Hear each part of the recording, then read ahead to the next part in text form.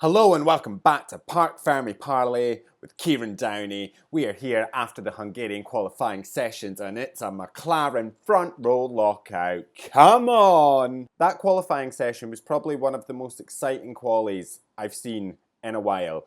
And it was exciting because I didn't know who was going to be on pole.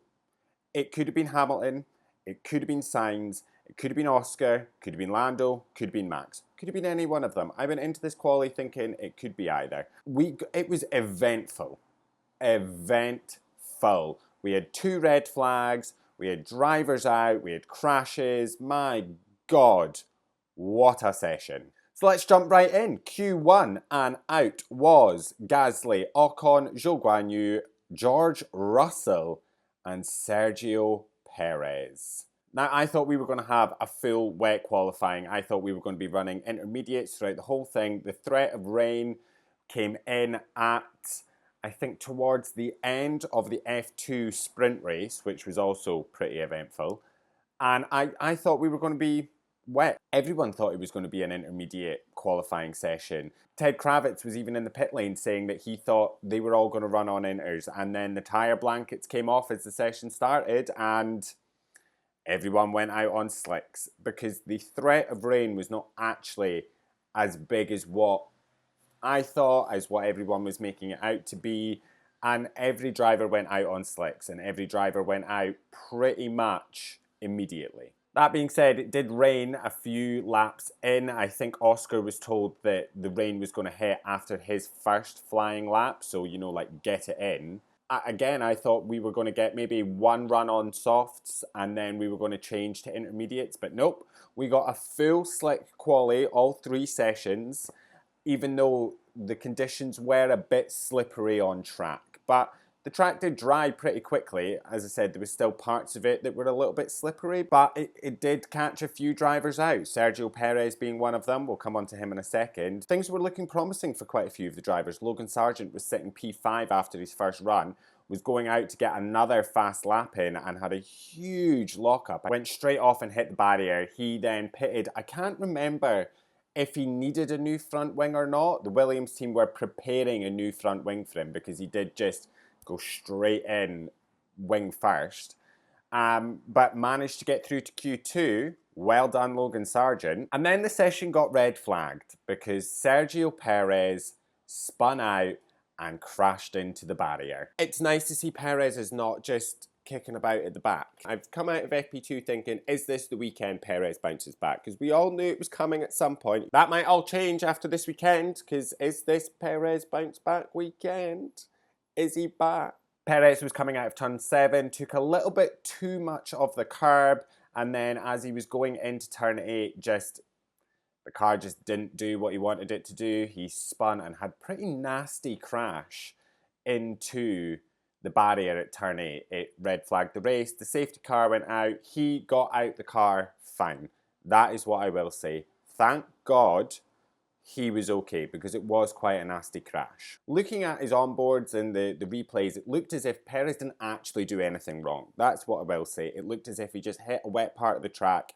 The car wouldn't comply with what he wanted it to do, and off he went into the barrier. It's not just Perez getting knocked out in Q1 again. It's the amount of money that he is costing Red Bull to fix his crashes. Like, this is not the first time he's crashed. We are in a cost cap era where the teams can only spend so much money on repairs, on upgrades, and him constantly crashing, again, is costing Red Bull so much money that it's going to affect the upgrades and the development for both of their cars. Their other driver is fighting for a championship win here. He's not winning by huge amounts anymore. He's got McLaren and Mercedes right up the rear end of his car. They can't afford for Perez to be crashing out and having to spend so much money fixing Perez's car at the risk of Max and his upgrades. Unfortunately, it's the way it is. And I can't see Red Bull seeing out this year not having to make a change. They're going to have to do something. They are way more vocal about Perez now. Perez came out at the beginning of this week and said, just before the weekend, I think just before the practice sessions, and had said, I don't understand why everyone is talking about my performance. I have a contract. there we are. It's not just the fans, it's not just the media, it's Red Bull themselves. Christian Horner's saying it, Helmut Marko's saying it, all these people are talking about his performance. So surely there's going to have to be something. The stakeholders cannot be happy with this. And right now, I honestly don't see Red Bull having any other choice but to get Perez out of that car. In all honesty, I see some point during the summer break, I think he'll be fine for, I think it's Spa after Hungary. I think he'll be fine for Spa.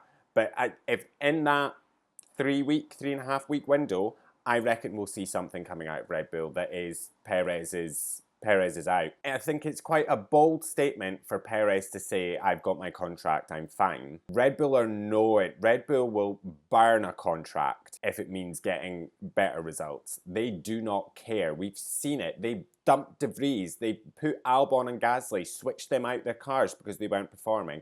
And Albon and Gasly were performing better in their time at Red Bull than Perez is performing now. And that is purely comparative to how Max is racing at that point. There needs to be something made. Some decisions are going to have to be made. I don't know what. Could it be Daniel Ricciardo? Could it be Yuki Tsunoda getting moved up? I don't think it's any coincidence that after Silverstone, Liam Lawson was testing in the Red Bull. Apparently the data that came out of his testing session was very good. He was within the gap to Max that they need him to be. He was in and around there. So I don't think there's any coincidence in it, and that's why I think that in the 3.5 week summer break, we will see some news coming out of Red Bull that it's bye-bye Perez. Could we see Liam Lawson getting bumped straight up to Red Bull? I can't imagine that would sit well with Yuki Tsunoda. He has actually already come out. I think it was at the driver's press conference. They asked him about it, and he was like, well, it'd be weird. Like, it would be weird if I'm doing everything I need to do to get that seat. I don't know, but I just know something has to be done. Something has to be done about Sergio Perez because it can't continue. This can't keep going on. Anyway, Perez, they red flagged the race. There was 6.5 minutes left. The rain was coming down. They disabled DRS. And as I said, Danny Rick came out of nowhere and stuck that car P1 with the fastest lap with no DRS on a wet track. My God, it was brilliant. Oh, Daniel Ricciardo. He literally seen Perez crash out and was like, hold my beer, I'm going to stick this P1. Like, just, do you know what? Credit where credit's due. Well done, Danny Rick. It was great to see Valtteri Bottas through to Q2 and Logan Sargent, who I think this is now his 8th time, has outqualified Sergio Perez. His 8th time.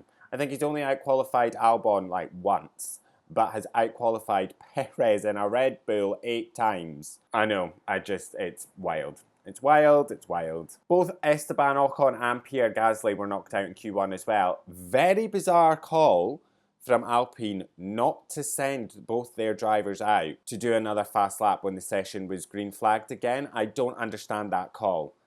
Like, I don't get why they let both those drivers sit in the garage and not at least attempt another fast lap. If they had attempted and been knocked out, I'd be like, fine, sure. But they could easily have gotten through to Q2. The other big shocker for Q1 was George Russell, who is out P17. My God, wild. And there seems to have been a bit of a breakdown between team and driver. They set him up for one plan. George decided to do a different plan. He just wasn't quick enough in his first lap. Whereas I think he was fueled differently to what he then decided to do.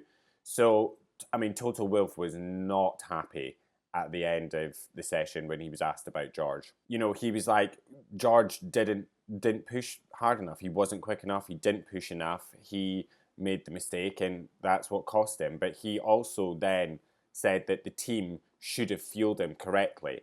And George, to be fair, held his hands up and said, you know what, I wasn't quick enough, that's on me. But also had said, guys, why am I not fueled correctly? It's a complete blunder on Mercedes' part, both driver and team. It's very messy from both of them. They're better than that. And it's cost them massively because he's starting P17. And then there was Zhou Guanyu, who I actually expected a little bit better from, but he's currently sitting P18. All right, now moving on to Q2 and the drivers out were Kevin Magnussen, Logan Sargent, Alex Albon, Valtteri Bottas and Nico Hülkenberg. Q2 was the least eventful of the 3 sessions, to be honest with you. Hamilton started off by going quickest with a mid-116s on used softs, and then Verstappen just came out of nowhere on a new soft and put a 115.7, I think it was. Yeah, it was a 115.7. And then Oscar Piastri, the man that he is, came out of nowhere and was like 0.015 seconds off Verstappen on used softs. He was 100th of a second behind Verstappen on used softs. It was a wild lap, like wild. Well done, Oscar, on that, because my God, that was beautiful. Everyone got the first laps in, not much to say. There was a lot of traffic coming out the pits for everyone to get their second fast laps in, and it was looking very tight on time, to be honest. It looked like there would be some drivers that wouldn't be able to set a second fastest lap. And then Lewis Hamilton looked like he could get knocked out. That man got through to Q3 by the skin of his teeth. He was literally sat as the driver at risk for a while, and I was like, oh my God, he's going to get knocked out. This is going to be a shocker for Mercedes in this qualifying session, but thank God he just managed to get through. As for the drivers that were kicked out, both Haas's just didn't have it in them to get better times. Logan Sargent sitting P14. He had a lot of complaining about traffic. I think that was coming out of the pits. He was kind of stuck in the traffic and everyone was going a little bit slow, so he wasn't that happy about that. Alex Albon could be better, but obviously just didn't have it in him. And Valtteri Bottas was never going to make it through to Q3, to be honest. So there we have it. He was always going to get knocked out in Q2. But very good from Bottas to be getting P12 in that Cyber. I don't know what the upgrades are, but well done. And moving on to Q3, where the driver lineup is as follows. In P10, Yuki Tsunoda. P9, Daniel Ricciardo. Lance Stroll in P8. Fernando Alonso lining up P7 with Leclerc in P6. Hamilton P5. Sainz P4. Verstappen in P3. Piastri P2. And Lando Norris P1. My God, a McLaren front row lockout. Come on, boys. Lando Norris, pole position. Let's fucking go. So Q3 started with Verstappen going quickest, and then Lando Norris, he was looking promising. He was up in the middle sector. I was like, oh my God, is this it? Lando Norris then goes fastest by 0.3 of a second. I was like, oh my God. Then Oscar Piastri stuck at second, and I was like, here we go, boys, here we go, boys. And then I got a little bit worried because Verstappen was coming up behind him fast. He was looking speedy. Could he make it? No, he couldn't. Stayed third fastest. Then we started getting the threat of rain. You know, everyone was talking, oh, the rain's starting. Some people were putting their little plastic ponchos on. And then red flag. Quite a dramatic red flag where Yuki Tsunoda crashed out. And my God, that car looked battered. Looked so battered. I was like, oh my God, what the hell has happened here? Yuki coming out of turn 5 just hit the curb on the exit, launched the car into the air, slammed onto the barriers, and then just out the race. Thankfully, he's okay. And that is the main thing, that Yuki Tsunoda is okay. But quite a dramatic ending to Yuki's qualifying, to be fair. Quite dramatic. Like, literally, the car was flying at one point. He just launched it into the air. As I said, I'm just glad he's all right, to be honest. That's the main thing. But not great. Out-qualified by his teammate. We'll come on to that in a wee second. So the session got red flagged. There was 2 minutes, 13 seconds left on the clock. The teams were told, we are going to restart. Like, we are going to green flag. And there was a little queue at the end of the pit lane. Lando Norris made sure he was out there. He was front of that queue. He was not willing to let anybody get out in front of him. As the session was green flagged, he led from Hamilton, Piastri, and then Ricciardo. There was obviously that whole, you know, let's get a little bit of a gap. So there was a good gap between Norris and Hamilton to Piastri, and then Danny Rick was like, nah, I'm going, and literally the rest of the cars just were quite tight behind them. The only driver that didn't manage to make it to the line in time was Carlos Sainz, so he didn't get to set another flying lap. Verstappen just didn't go back out. I think the team decided that he wasn't going to be able to improve on his time on his used softs, so there was no point in sending him back out. However, he wasn't the only one. Alonso also didn't go back out. In fact, I don't think Stroll did either. As they went back out, it was quite funny because Piastri was basically told, you know, don't let any of these guys race you on the outlap. Do not be assertive. However, don't get done for impeding. Impede, but don't impede in a way that will get you noticed by the stewards, which I thought was quite funny. And then the flying laps got underway and no one could improve on their times bar Daniel Ricciardo. So as we were coming up to the pits, Norris just pitted, Piastri pitted, Leclerc I think just pitted. I think the only driver that actually went and crossed the line was Daniel Ricciardo. I think everyone was just like, we're not improving our times here, so just pit. But as I said, Danny Rick managed to improve his time, got ahead of Yuki Tsunoda, and will start tomorrow's race P9. So yeah, an eventful qualifying session. 2 red flags, 2 cars crashing out, Russell out in Q1, Perez out in Q1, Tsunoda crashing out in Q3, a fairly normal Q2 to be honest. The drivers that are out, I kind of expect them to be out anyway. Very good results from McLaren, a front row lockout. I am very excited to see the start of tomorrow's race. What I need... Oh my god, my prediction came right. I predicted that Lando Norris would start P1. Come on, get in. But I'm sure we're all going into the race tomorrow excited to see what McLaren can do. It's, you know, it's quite a bit of a run into that first corner. Is Verstappen just going to get that inside line and dive bomb it down? Could do. It'll be interesting to see who leads after turn 1. Good news for Lando, he does have Oscar there ready to defend. We have McLaren starting 1-2. Surely that means McLaren will finish 1-2. But yep, that is everything from us. We'll be back tomorrow after the race for what I'm sure is going to be a very exciting Hungarian Grand Prix. I'm very excited for it. Can't wait. I will see you then. Have a gorgeous rest of your day. Love you. Bye.